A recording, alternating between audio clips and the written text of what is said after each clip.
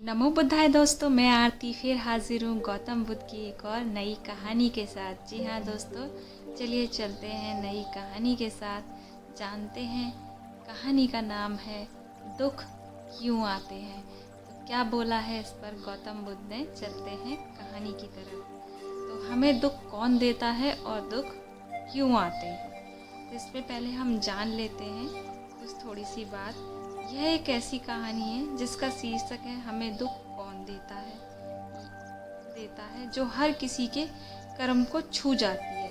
हमें उम्मीद है कि आपको ये गौतम बुद्ध की कहानी ज़रूर पसंद आएगी। तो चलते हैं कहानी की तरफ। एक बार महात्मा बुद्ध किसी गांव में प्रवचन दे रहे थे।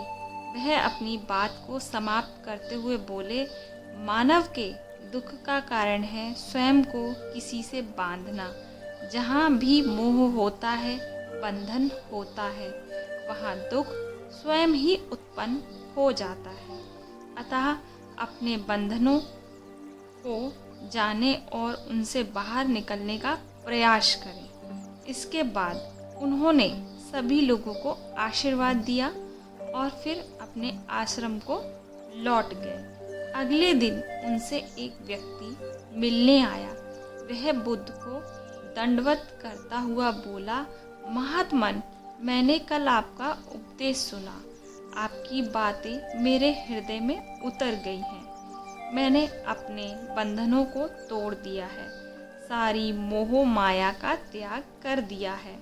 अब मैं आपकी शरण में आना चाहता हूँ। उस व्यक्ति की बातें सुनकर बुद्ध मुस्कुराए और धीरे से बोले, मुझे विस्तार से बताओ वत्स, तुमने कौन कौन से बंधन तोड़े और किसका मोह त्याग दिया। वह व्यक्ति बोला, मेरे घर पर मेरे बूढ़े माता पिता और पत्नी है। मेरा एक बच्चा भी है। मेरी पत्नी बहुत बीमार रहती है। उसके कष्ट देखकर मैं अक्सर सोचता हूँ कि वह मर जाए तो उसके कष्ट दूर हो जाएं। उसकी वजह से मैं बहुत दुखी रहता हूँ। लेकिन कल जब मैंने आपका उपदेश सुना तो मेरी समझ में आ गया कि मेरे परिवार से मेरा बंधन ही मेरे दुखों का कारण है। अगर मैं इसके चक्कर में पड़ा रहूँगा तो कभी सत्य को नहीं जान सकूँगा। इसलिए मैं अपने घर को त्याग कर आपके पास आया हूँ। बुद्ध ने पूछा, क्या तुम सचमुच सभी बंधन से मुक्त हो गए हो? देख लो, कहीं कोई बंधन तुम्हारे पीछे तो नहीं रह गया। वह व्यक्ति बोला, नहीं प्रभु, मैं अपने जीवन की सारी चीज़ों को पीछे छोड़कर आया हूँ और अब आगे बढ़ना चाहता हूँ। बुद्ध ने कहा, अगर ऐसी बात है तो फिर ठीक है, आज तुम यहीं आश्रम में रुको।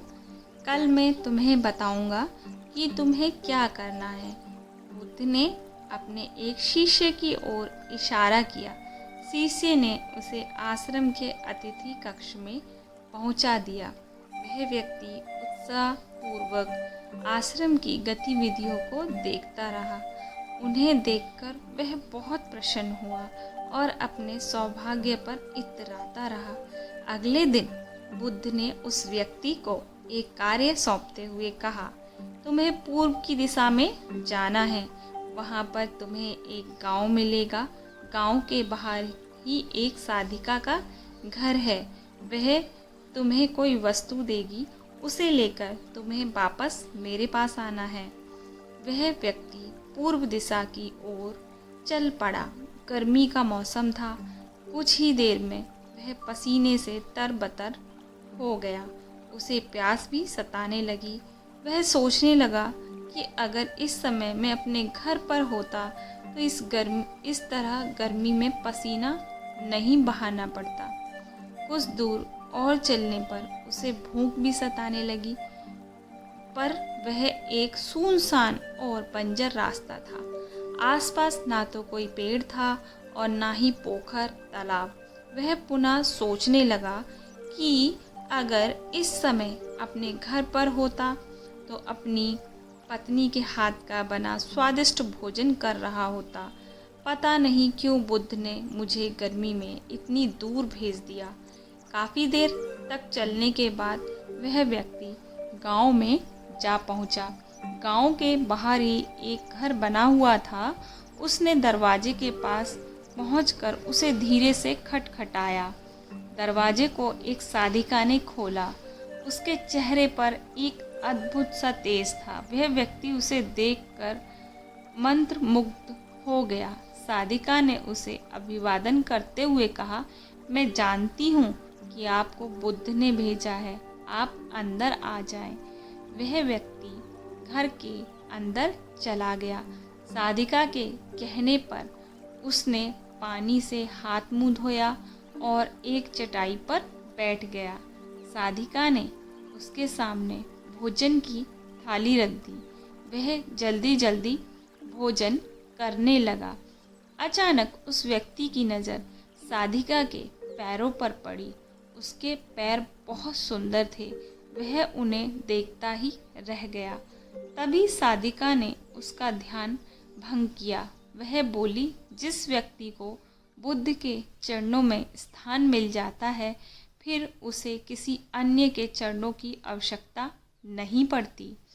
साधिका की बात सुनकर वह व्यक्ति लज्जित हो गया और नज़रें नीची करके चुपचाप भोजन करने लगा। भोजन करने के बाद साधिका ने कहा, आप बहुत दूर से आए हैं, थक गए होंगे, यहीं चटाई पर लेट जाएं, मैं पंखा कर दूंगी। वह व्यक्ति बहुत थका हुआ था। वह चटाई पर लेट गया और अपनी आंखें बंद कर ली। साधिका उसे पंखा करने लगी, पर लेटने के बाद भी उस व्यक्ति को चैन नहीं आया। उसने धीरे से अपनी पलकों को खोला और चोर नज़रों से साधिका को देखने लगा। वह सोचने लगा, यह स्त्री कितनी सुंदर है, इसकी वाणी कितनी मोहक है। अगर यह मेरी पत्नी होती तो मेरा जीवन स्वर्ग बन जाता। साधिका उसके मन की बात समझ गई। वह बोली, शरीर में कुछ नहीं रखा, यह केवल मांस, मज्जा और अस्थियों का जोड़ है। जो व्यक्ति इसके आकर्षण से मुक्त हो जाता है, वही सत्य को प्राप्त कर पाता है। यह सुनकर वह व्यक्ति घबरा गया। वह चटाई से उठ बैठा और बोला, अब मुझे बुद्ध के पास जाना चाहिए। कृपया आप मुझे वह सामान दे दें जिसके लिए बुद्ध ने कहा था। साधिका ने मुस्कुराकर जवाब दिया, बुद्ध ने आपको जिस कार्य के लिए भेजा था वह पूर्ण हो चुका है। साधिका की यह बात उस व्यक्ति को समझ नहीं आई। वह दरवाजे की ओर बढ़ चला। दरवाजे के पास पहुंचकर वह एक क्षण के लिए रुका और पलटकर बोला, क्या आप अंतर्मयी हैं? आपने मेरे मन की बातें कैसे समझ ली? वह स्त्री मुस्कुराते हुए बोली, बुद्ध की कृपा से मैं मोह माया से ऊपर उठ चुकी हूँ, इसलिए भावनाओं से निलुप्त हूँ और किसी के चेहरे को देखकर उसके मन में उठने वाले विचारों को समझ लेती हूँ। उसकी बातें सुनकर यह व्यक्ति एक बार पुनः लज्जित हुआ और सोचने लगा, जिस स्त्री ने सच्चे मन से मेरा सत्कार किया, मैं उसके बाद में क्या क्या सोचता रहा। उसके बाद वह बुद्ध के आश्रम की ओर लौट पड़ा। आश्रम में पहुंचकर वह व्यक्ति बुद्ध के चरणों में गिर पड़ा और बोला, महात्मन मुझे क्षमा कर दे, मैं बड़ा पापी हूँ।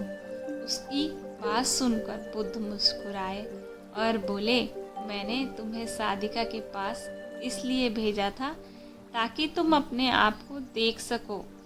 अब मुझे बताओ, क्या तुम सचमुच मोह और बंधन को त्याग चुके हो? वह व्यक्ति कुछ नहीं बोला। वह नजरें नीची किए चुपचाप खड़ा रहा। बुद्ध ने कहा, बाहरी बंधन और मोह को त्यागने से हम बंधन मुक्त नहीं होते। दरअसल बंधन और मोह हमारा भीतर होता है। तुमने परिवार को छोड़ दिया और सोचा कि मैं बंधन मुक्त हो गया, लेकिन जैसे ही तुम्हें अवसर मिला तुम तुम्हारे भीतर का मोह जाग उठा और इसी वजह से आज तुम अपने आप को पापी समझ रहे हो।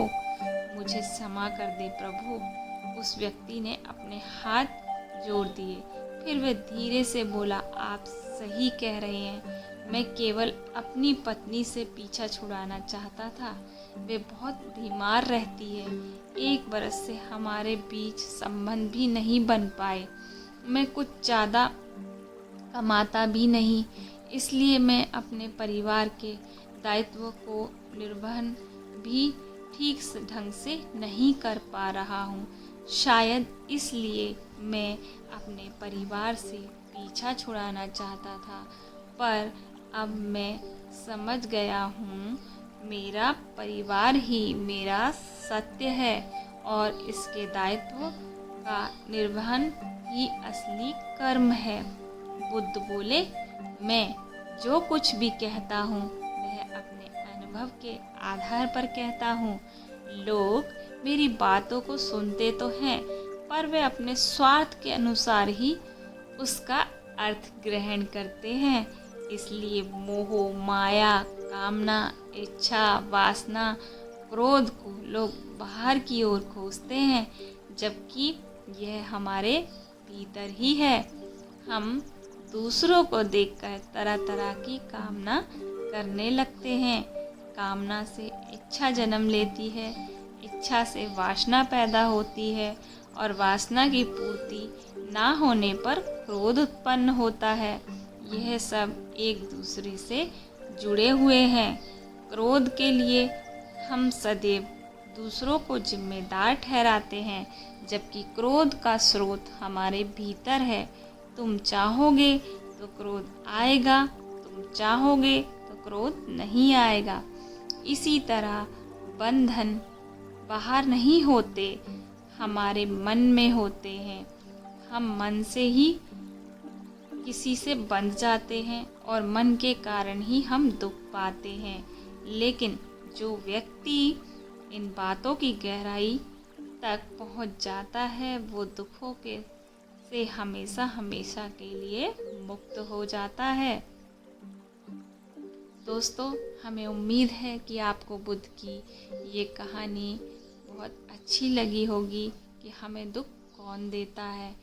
आपको ये कहानी पसंद आई होगी। आप चाहें तो मेरे इसी चैनल पर गौतम बुद्ध की रिलेटेड और भी मोटिवेशनल स्टोरी, थॉट्स, कोट्स सुन सकते हैं।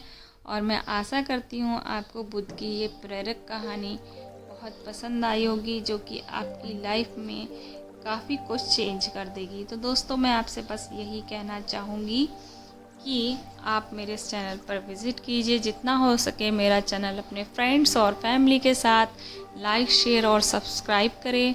और ज़रूर जो भी आपको कमेंट बॉक्स में मुझे सजेशन देना है वो सजेशन दीजिए, जिससे कि मैं और मोटिवेट हो सकूं और भी अच्छी अच्छी कहानियाँ बना सकूं गौतम बुद्ध से द्वारा, या प्रेरणादायक कोई भी कहानी। तो उसके लिए आप मुझे कमेंट कर सकते हैं। दोस्तों, तो कैसी लगी आपको स्टोरी, उसके लिए कमेंट बॉक्स में ज़रूर कमेंट करना और मेरे इस चैनल से बने रहना। तो सबका जीवन ज्ञान में आप और भी कहानी देख सकते हैं। तो बस ख़त्म करते हैं हम अपनी कहानी। बुद्धं शरणं गच्छामि, धम्मं शरणं गच्छामि।